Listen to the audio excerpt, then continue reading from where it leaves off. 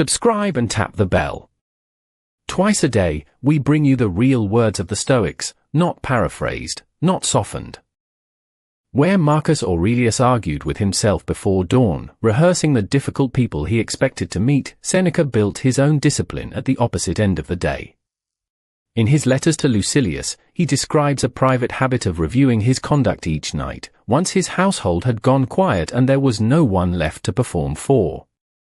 He asks himself, in plain terms, what fault he managed to cure that day, what impulse he resisted, in what specific respect he's better than he was that morning.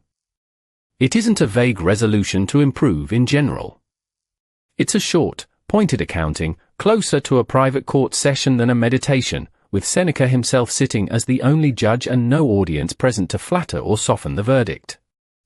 He treats the exercise as ordinary maintenance rather than crisis management, something owed to himself on a night with nothing remarkable in it just as much as on a night that ended badly, since a habit only exercised after visible failure arrives too late to catch most of what it's actually meant to catch. He is careful, in describing this, to insist the exercise is entirely his own and answers to no one else's schedule or approval.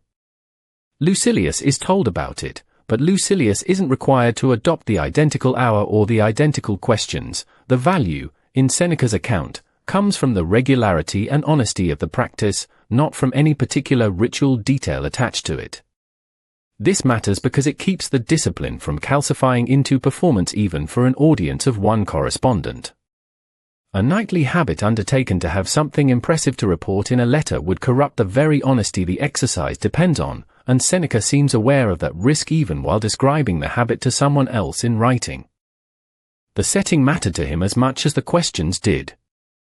He describes doing this review in darkness, in silence, deliberately at the point in the day when nothing is left to influence and no further decisions remain to be made that could be shaped by trying to look good in the reviewing. A person examining their conduct at noon still has the rest of the day ahead of them, and a rest of the day to perform well in front of an internal audience that hasn't finished watching yet.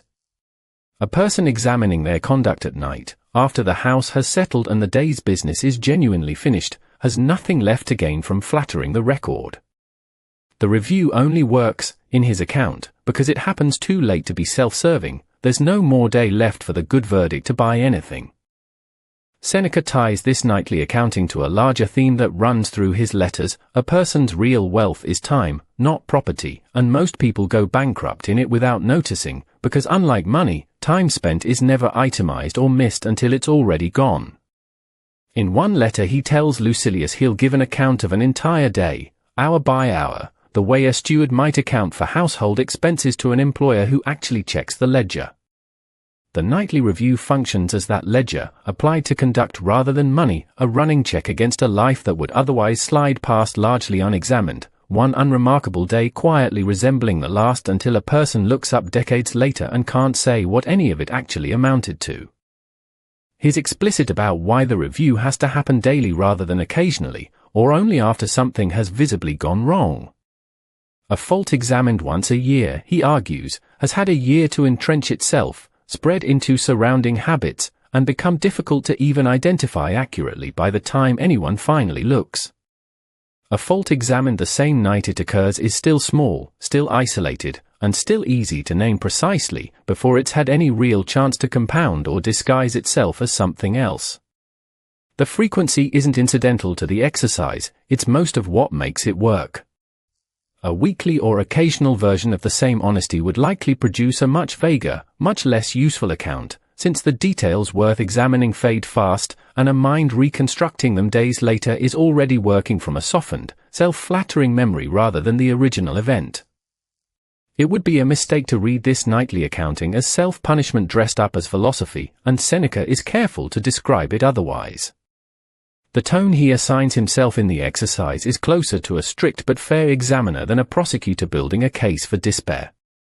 A fault named plainly and correctly, in his account, doesn't need to be relived with fresh anguish each time it's recalled. It needs to be identified accurately, set against tomorrow's opportunity to do better, and then actually released, so the mind is clear enough by morning to begin the next day without carrying yesterday's failure as an open wound still being worked over.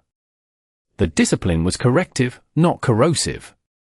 Its entire purpose was tomorrow's improvement, not tonight's suffering, and a version of the exercise that produced only shame without any resulting change would have failed at the one job it was actually built to do. There's a reason this discipline sits well at the close of a day specifically, rather than scattered through it. By evening, the day's decisions are finished and can no longer be revised, which strips away any incentive to spin the account favorably. There's nothing left to protect. It also means the review can be complete in a way a midday check-in can't, since a midday review is always working from a partial, still unfolding record, while a nightly one has the whole day laid out to examine at once, mistakes and successes together, in their actual proportion to each other rather than whichever one happened most recently.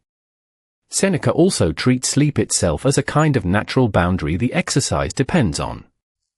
Once the review is finished, the day is finished with it, and whatever verdict was reached doesn't get carried forward into the next morning to be relitigated or second-guessed once the mind is rested. The habit closes a loop rather than opening a new one, which is part of why he could return to it every single night without the exercise growing heavier or more dreaded over time. Each night's accounting settles that night's business and nothing more, leaving the next day to start clean regardless of how the previous review actually went. Seneca never claims the practice made him faultless, and his letters return to the same self-corrections often enough to suggest the review rarely produced a clean night. What it gave him instead was something narrower and more durable than a perfect record, a life examined in small, regular installments rather than left to accumulate unexamined until a crisis forced the reckoning all at once. A single day reviewed honestly costs very little.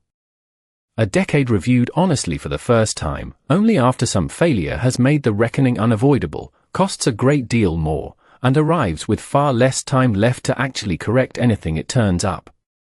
The nightly habit was Seneca's way of making sure the bill for his own conduct never grew large enough to become unpayable, one ordinary evening at a time, in the dark, after everyone else had gone to sleep. The practice also gave him a kind of evidence about himself that no single dramatic event could have supplied on its own.